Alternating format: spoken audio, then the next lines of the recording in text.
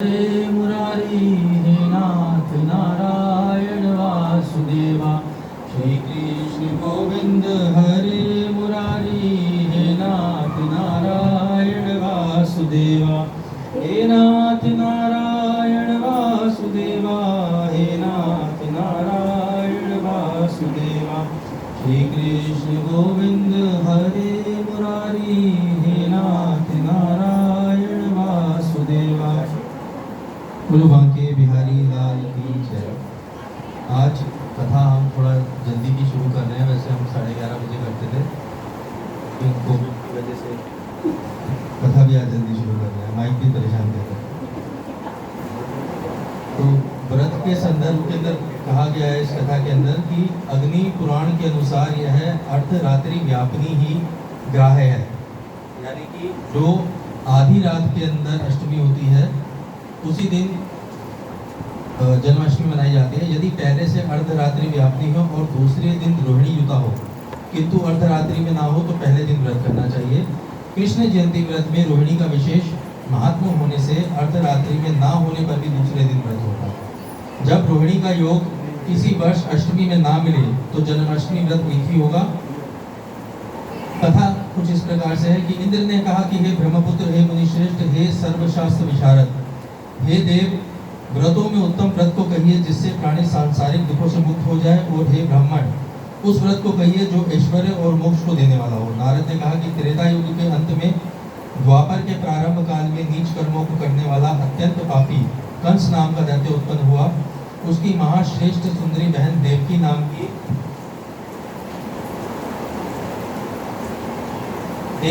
उसकी बहन थी। उस देवकी से उत्पन्न जो 8वां पुत्र होगा वही उस दानव कंस को मारेगा। इंद्र ने कहा कि हे नारद, उस दैत्य की कथा विस्तार से कहिए। क्या देवकी का वह 8वां पुत्र अपने मामा कंस का वध करेगा, अर्थात उसको मारेगा? तो नारद ने कहा, किसी समय उस दुरात्मा पापी दैत्य कंस ने देवज्ञ अर्थात ज्योतिषी से पूछा कि हे विप्र, मेरी मृत्यु किस प्रकार से होगी? ज्योतिषी ने कहा कि हे दानवाधीश, यादवेंद्र वासुदेव की पत्नी जो कि बोलने में बहुत ही चतुर तथा आपकी बहन है, उसका 8वां पुत्र जो कि कृष्ण के नाम से विख्यात होगा और शत्रुओं को परास्त करेगा, वही सूर्योदय के समय तुमको मार डालेगा। कृष्ण ने कहा कि हे देवज्ञ, हे बुद्धिमानों में श्रेष्ठ, विचार पूर्वक कहिए कि किस मास, किस दिन और किस समय कृष्ण मुझको मार डालेगा। देवज्ञ ने कहा कि हे दानवेश्वर, माघ मास की शुक्ल पक्ष की सप्तमी तिथि को महात्मा कृष्ण के साथ तुम्हारा भयंकर संग्राम होगा।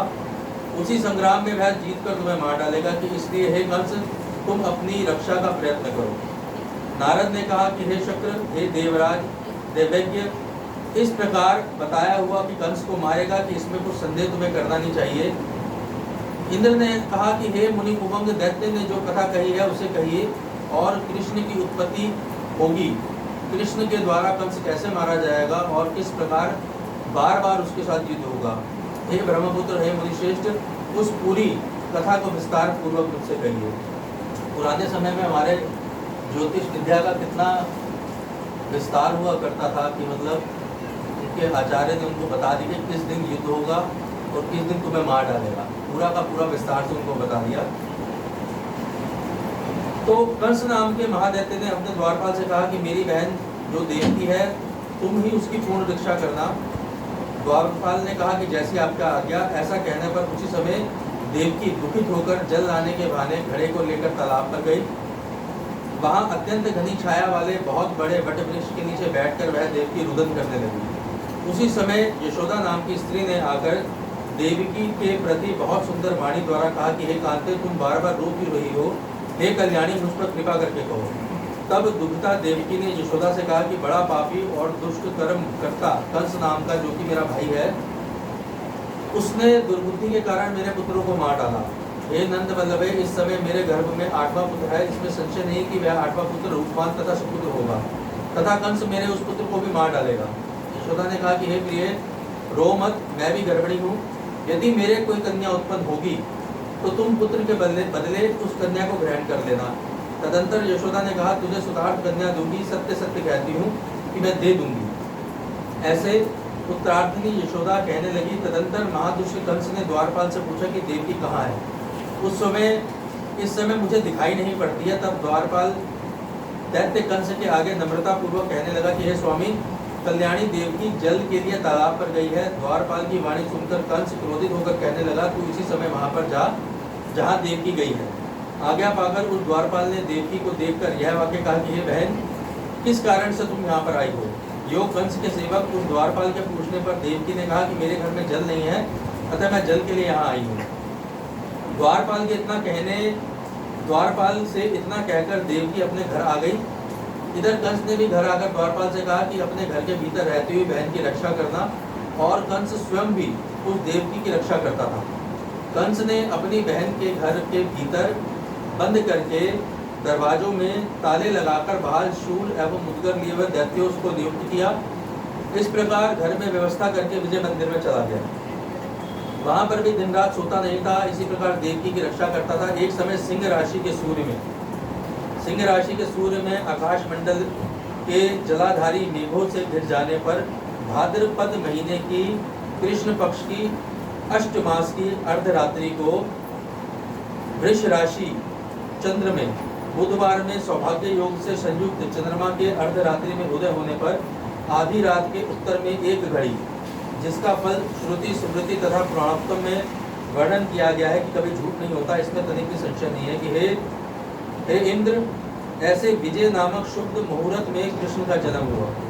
पूरा का पूरा इसके अंदर सारा का सारा कृष्ण के जन्म के समय का कि कौन सा समय था, कौन सा चंद्रमा किस राशि के अंदर था, सूर्य किस राशि के अंदर था, सारा का सारा मास वगैरह सब कुछ उसमें पूरा का पूरा दिया गया है कि ऐसे विजय नामक शुभ मुहूर्त में कृष्ण का जन्म हुआ और कृष्ण के प्रताप से उसी क्षण सब दरवाजे खुल गए। उधर द्वार पर अस्त्रधारी सब दैत्य मूर्छित हो गए और उसी समय वासुदेव जी सबके आगे उठ खड़े हुए। देवकी ने अपने स्वामी से कहा कि स्वामी, शीघ्र ही उठो और इस पुत्र को लेकर गोकुल चले जाओ। वहां पर इस पुत्र को नंद गोपाल के रमणीय घर में यशोदा को दे देना कि हे यादव श्रेष्ठ, यशोदा को कन्या उत्पन्न हुई है, उसे ले आना। तदंतर देवकी के पति यत्न से पुत्र को लेकर यमुना जी की ओर चल दिए। मार्ग में जाते हुए पूर्ण जल वाली नदी को देखकर वासुदेव बड़े चिंतित हुए और मधुर वाणी से बोले कि मालूम पड़ता है कि आज मेरी मृत्यु यहीं पर हो जाएगी और पुत्र के जीवन का भी संदेह यहाँ पर उपस्थित हो रहा है।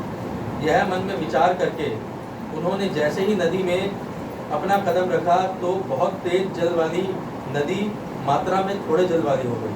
तदंतर वासुदेव ने गोकुल में नंद के घर समीप जाकर जैसे उनकी धर्मपत्नी ने कहा था, उसी प्रकार बालक को यशोदा को समर्पित कर दिया और अपने वचन की रक्षा करते हुए उस यशोदा को अपना पुत्र देकर तथा उससे कन्या लेकर शीघ्र ही लौट आए। यमुना को पहले की तरह लांघ कर मथुरा नगरी में पहुंचे। वासुदेव ने देवकी को कन्या अर्पण कर दी। तदंतर प्रातःकाल वे सब दानव उठे और क्रोधी कंस ने द्वारपाल से कहा कि आज देवकी से क्या संतान उत्पन्न हुई है, यह जानकर मुझे बताओ। यह सुनकर द्वारपाल देवकी के समीप गया। वहां पर बार बार रुदन करती हुई कन्या को देखकर द्वारपाल ने कंस से निवेदन किया कि देवकी के गर्भ से अति सुंदर कन्या उत्पन्न हुई है, हे राजन, आज्ञा दीजिए। यह सुनकर क्रोधित होकर कंस ने द्वारपाल से कहा कि कौलक नामक रजक मतलब धोबी को यह कन्या दे दो। उस दुरात्मा द्वारपाल ने शीघ्र ही वह कन्या धोबी को दे दिया। उस धोबी ने कन्या को हाथ में लेकर जैसे ही पत्थर पर पटकना चाहा, वैसे ही विष्णु की माया से वह कन्या धोबी की भुजाओं को उखाड़कर आकाश पर चली गई। बोलो बांके बिहारी लाल की। और अंतरिक्ष में जाकर विद्युत रूपा होकर उसने कहा कि नंद गोप के घर में श्रेष्ठ बालक है, उसी के द्वारा दैत्य कंस की मृत्यु होगी। वही कृष्ण रूपी विष्णु है, इसमें तो कोई तनिक भी संदेह नहीं है। अर्थात नंद गोप के घर में कंस को मारने वाले ने जन्म ले लिया है।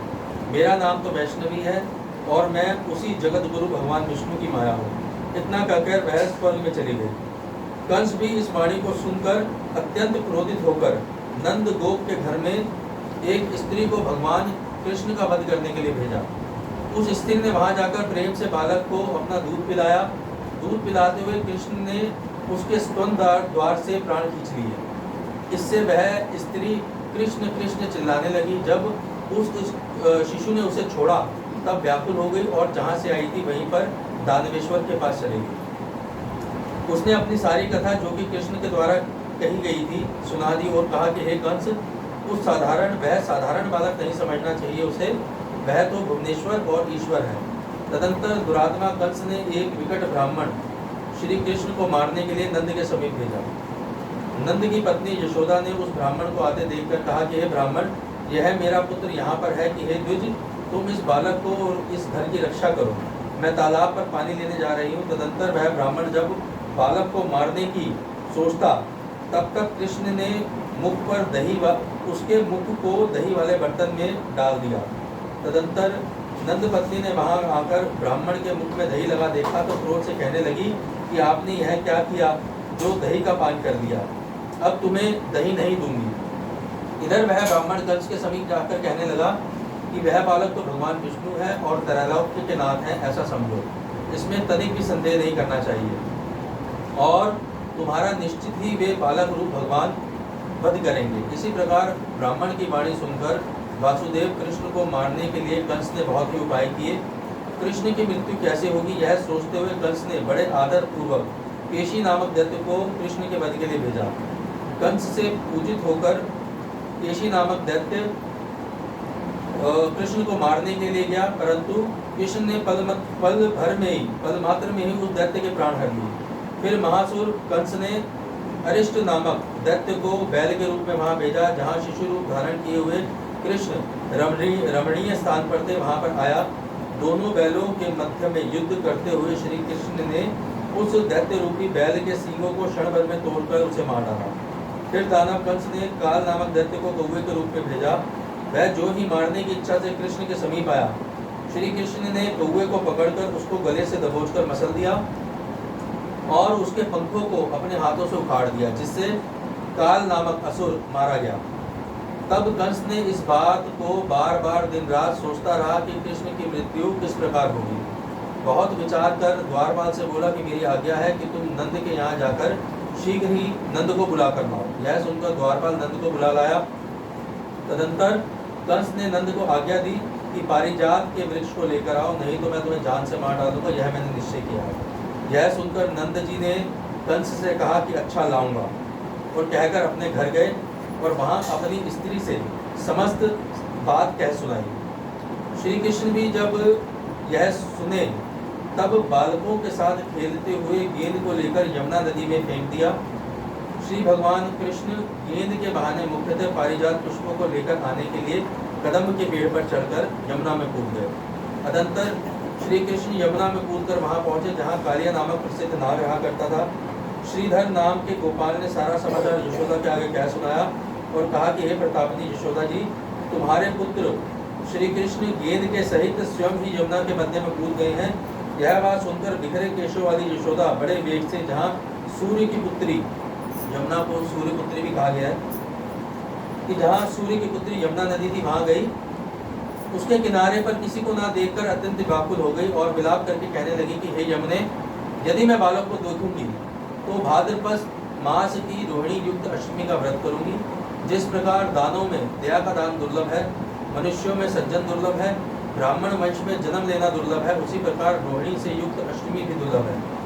जैसे गंगा स्नान दुर्लभ है, एकादशी दुर्लभ है, गया श्राद्ध दुर्लभ है, ऐसे ही रोहिणी युक्त अष्टमी व्रत में दुर्लभ है। हजारों अश्वमेघ यज्ञ, सैकड़ों राजसूय यज्ञ, सैकड़ों दान तीर्थ और व्रत तथा करोड़ों यज्ञ करने से, करोड़ों कपिला दान से जो फल होता है, वह सब कृष्ण अष्टमी व्रत को करने से प्राप्त होता है। आराम से बैठ जाओ। इंद्र ने कहा कि हे मुनि श्रेष्ठ नारद, यमुना नदी में कूदने के बाद वह बालक कृष्ण जलाशय में जाकर स्नान करके पाताल में गया। वह सब मुझसे कहिए। नारद ने कहा कि हे इंद्र, वहां पर उस बालक कृष्ण ने और नागराज ने जो कुछ किया वह सब उत्तम वृतांत सुनो। उस बालक कृष्ण से नागराज की पत्नी ने कहा कि हे भद्रे, यहाँ पर किस स्थान से और किस प्रयोजन से आए हो? यदि तुमने जुआ खेला है और उसमें सारा धन हार गए हो तो कहो, तो यह कंकण, मुकुट और मणियों का हार लेकर अपने घर को जाओ, क्योंकि मेरे पति नागराज कालिया अभी सोए हुए हैं, जागने पर वह तुम्हारा भक्षण कर जाएंगे। बालक ने कहा कि हे कांते, जिस प्रयोजन से मैं यहाँ पर आया हूँ वही सुनो। मैं कालिया नाग के सर को कंस से जुआ खेलते हुए हारा हूँ। तब नाग की पत्नी क्रोधित होकर अपने पति से कहने लगी कि हे स्वामी, हे शेषनाग, आपके घर शत्रु आया है। यह सुनकर नागराज कृष्ण के साथ युद्ध करने लगे। युद्ध से कृष्ण को जब मूर्छा हो आई, तब उन्होंने गरुड़ का स्मरण किया। उसी क्षण विहंगराज गरुड़ वहां पर आए और उनके आते ही श्री कृष्ण गरुड़ पर चढ़कर कालिया नाग से युद्ध में जीत गए। नाग ने इनको भगवान जानकर प्रणाम किया और पारिजात से उत्पन्न बहुत से पुष्पों को मुकुट में रख कर दिया। तदंतर कृष्ण अपने घर चले गए और गरुड़ को छोड़ दिया। कालिया नाग की पत्नी ने बार बार कहा कि हे भगवान, मैं आप भुवनेश्वर कृष्ण को नहीं पहचान पाई कि हे जनार्दन, मैं मंत्रों से रहित, क्रियाओं से रहित और भक्ति भावों से रहित हूँ। मेरी रक्षा करना कि हे महादेव, हे हरे, प्रसाद के रूप में मेरे स्वामी को मुझे दो, अर्थात मेरे पति की रक्षा करो। श्री कृष्ण ने कहा कि हे सर्पणी, कंस नामक महादैत्य के सामने तेरे पति को लाकर फिर छोड़ दूंगा। मैं यह सत्य कहता हूँ, अतः अब तुम अपने घर जाओ। इतना सुनकर यमुना नदी के मध्य से श्री कृष्ण और पन्नग अर्थात कालिया नाग निकले। उसी समय कालिया के शब्दों से तीनों लोग कांप गए। फिर कृष्ण पन्नग नाग को लेकर मथुरा नगरी में जहाँ कंस रहते थे वहाँ चले गए। वहाँ कमलों को देकर यमुना के मध्य जलाशय में वह सर्प चला गया। कंस को अत्यंत आश्चर्य हुआ और कृष्ण प्रसन्न मुख होकर गोकुल में चले आए। तब प्रसन्न होकर यशोदा ने बहुत प्रकार के उत्सव किए। शुभ गोकुल में नाच गाना हुआ और बाजे बजे। इंद्र ने पूछा कि बालक के आने पर संसार के प्राणी बहुत आनंदित हुए, और हे नारद, फिर श्री कृष्ण ने क्या क्या चरित्र किए वह सब मुझसे कहिए। नारद ने कहा कि रमणीय मथुरा नगर में यमुना नदी के दक्षिण हिस्से में कंस का महातेजस्वी चाणूर नाम का भाई रहता था। उस चाणूर ने जनार्दन से मल्ल युद्ध करने की घोषणा की। हे शत्रु कृष्ण जी का उसके साथ मल्ल युद्ध होने लगा। शंख मृदंग के शब्दों से कंस और केशी नाम के दैत्य युद्ध को देख रहे थे। श्री कृष्ण जी ने चाणूर के गले में पैर फंसाकर युद्ध में उस दैत्य को मार डाला। तदंतर कंस के भाई अति दुष्ट दैत्य केशी भी प्रातः काल में युद्ध में केशव के द्वारा मार दिए गए। केशी के मरने पर सब प्राणी उस कृष्ण की स्तुति करने लगे और दैत्य समूह को तो केशी के मरने पर अत्यंत दुख हुआ। बालक श्री कृष्ण के द्वारा दैत्य मारा गया, यह महान आश्चर्य है। यह सोचकर वहां पर बड़े को क्रोध से युक्त होकर लाल लाल आंखें करके कंस ने द्वारपाल को बुलाकर कहा कि जल्दी ही शस्त्रों को हाथ में लिए दैत्यों को बुलाओ। तदंतर युद्ध में निपुण खड्ग, शक्ति, तलवार आदि हाथ में लिए बड़े बड़े सब दैत्य आज्ञा मिलते ही चले आए। कंस ने दैत्य से कहा कि हे दैत्यगण, मेरी आज्ञा से तुम सब युद्ध में अति कुशल इस कृष्ण के साथ युद्ध करो। युद्ध के ज्ञाता उन दैत्यों ने शास्त्र और अस्त्रों से कृष्ण के साथ युद्ध किया। हे इंद्र, इधर केशव ने पुराने मित्र गरुड़, बलदेव, सुदर्शन चक्र तथा पूर्व शरीर का स्मरण किया। इसके बाद बलदेव जी सुदर्शन चक्र लेकर गरुड़ पर चढ़कर आए। उन्हें आते हुए देखकर जल्दी ही कृष्ण जी ने सुदर्शन चक्र को लेकर गरुड़ की पीठ पर चढ़कर कितने ही दैत्यों को और कितने की गर्दनों को, कितने के सिरों को काट डाला, कितने को मध्य से विदीर्ण कर दिया। किसी का एक हाथ, किसी का एक पैर, किसी को बीच से चीर डाला। बलदेव जी मूसल तथा हल से और कृष्ण जी ने सुदर्शन चक्र से दैत्यों को माघ मास की शुक्ल पक्ष की सप्तमी को मारकर भूमिशाई कर दिया। श्री कृष्ण जी ने कहा कि हे महादैत्य, हे दुष्ट कंस, उठो, मैं इसी स्थल में तुम्हें मारकर पीड़ा करूंगा। ऐसा कहते हुए श्री कृष्ण ने बड़े क्रोध वेश में आकर दैत्येश्वर के बालों को पकड़कर और उस महादैत्य कंस को घुमाकर पृथ्वी पर पटक दिया, जिससे वह मर गया। तदंतर कंस के मरने पर देवताओं ने अपने अपने शंख बजाए। संसार के सब प्राणियों ने भगवान श्री कृष्ण की पूजा की और जय जयकार की। इंद्रादि देवताओं ने आकाश पुष्पों से वर्षा की और वासुदेव तथा महारथी बलभद्र बहुत प्रसन्न हुए। नंद, देवकी, वासुदेव, यशोदा और संसार के सब प्राणी बहुत प्रसन्न हुए। इंद्र ने कहा कि हे नारद, इस कृष्ण जन्माष्टमी के व्रत को कहिए, इसके करने से क्या पुण्य है, क्या फल है, हरि के पूजन की विधि क्या है। नारद जी ने कहा कि भाद्रपद मास की कृष्ण जन्माष्टमी को व्रत करें। उसमें ब्रह्मचर्य आदि का पालन करते हुए भगवान केशव हरि की स्थापना करें। श्री कृष्ण की सोने की मूर्ति बनाकर वस्त्रों में लपेट कर कलश के ऊपर चंदन, अगर, धूप, पुष्पों, कमल के पुष्पों से विधिवत अर्चन करें। गुरूर, छोटी पीपल और सोंठ के द्वारा कृष्ण के सामने अलग अलग रखकर और 10 रूपी अर्थात 10 रूप जो विष्णु जी के 10 अवतार हैं, और देवकी को स्थापित करें। हरि के सानिध्य में मत्स्य पूर्व, ये 10 विष्णु जी के 10 अवतारों के बारे में बताया गया है कि हरि के सानिध्य में मत्स्य पूर्ण, वाराह, नरसिंह, वामन, परशुराम, राम, कृष्ण, बौद्ध और कल्कि, ये 10 जो विष्णु जी के रूप हैं। गोपिका, यशोदा, वासुदेव, नंद, बलदेव, देवकी, गौएं, वत्स, कालियानाग, यमुना नदी, गोपगण और गोप पुत्र गणों की पूजा करें। 8वें वर्ष की समाप्ति पर उद्यापन करें। 8 साल का व्रत करने के बाद उद्यापन करें और अपनी शक्ति के अनुसार प्रतिमा बनाएं। यस्य कूर्म, इस मंत्र से मनुष्य सविधि अर्चन करे। आचार्य ब्रह्मा और 8 ऋत्विजों का वरण करें, अर्थात उनको वस्त्र दें। प्रतिदिन ब्राह्मणों को दक्षिणा और भोजन द्वारा प्रसन्न करें। जो व्यक्ति जन्माष्टमी के व्रत को करता है वह ऐश्वर्य और मुक्ति को प्राप्त करता है। उसकी आयु, कीर्ति, यश, लाभ, पुत्र और पौत्रों की वृद्धि होती है और वह इसी जन्म में सब प्रकार के सुखों को भोग कर अंत में मोक्ष पद का अधिकारी हो जाता है। जो लोग केवल भक्ति भाव से कथा सुनते हैं उन लोगों का भी पाप छूट जाता है और उत्तम गति को प्राप्त करते हैं। बोलो बांके बिहारी लाल की जय। श्री कृष्ण गोविंद हरे मुरारी, हे नाथ नारायण वासुदेवा। श्री कृष्ण गोविंद हरे मुरारी, हे नाथ नारायण वासुदेवा। हे नाथ नारायण वासुदेवा, हे नाथ नारायण वासुदेवा। श्री कृष्ण गोविंद हरे मुरारी, हे नाथ नारायण वासुदेवा। तथा समाप्त हुई तो आरती कर लेते हैं। 2 मिनट जोत जलाओ।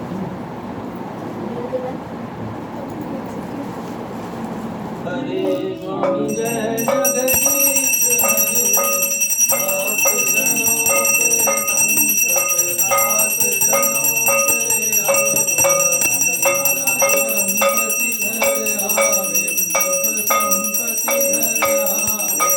लक्ष्मी के सन पाओ जय जगदीश हरे। मात पिता तुम मेरे, शरण करो मैं तुझी।